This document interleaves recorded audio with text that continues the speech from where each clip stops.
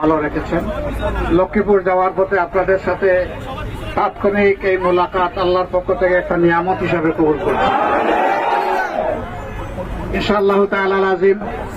আগামীতে আরো অনেক দেখা হবে।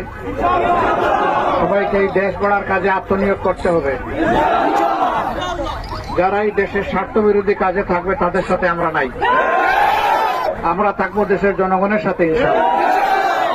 জনগণের যেখানে প্রয়োজন সেখানে আমরা, জনগণের যেখানে দুঃখ দুর্দশা সেখানে আমরা, জনগণের যেখানে ভালোবাসা ওখানেও আমরা, জনগণের যেখানে ঘৃণা ওখানে আমরা নাই। জনগণ যাদের ভয়ে আতঙ্কগ্রস্ত হয় তাদের সাথে আমরা নাই। আমরা ইনশাআল্লাহ থাকবো দেশের মাটি এবং মানুষের সাথে। আগামীর দেশ গড়ার কাজে এখন থেকে শপথ নিতে হবে, অনেক ত্যাগ স্বীকার করতে হবে, জাতির জন্য, দেশের জন্য, আল্লাহর জন্য। আল্লাহ তাআলা এই ত্যাগ স্বীকারে আপনাদেরকে কবুল করুন। সবাইকে ধন্যবাদ। আসসালামু আলাইকুম ওয়া রাহমাতুল্লাহ।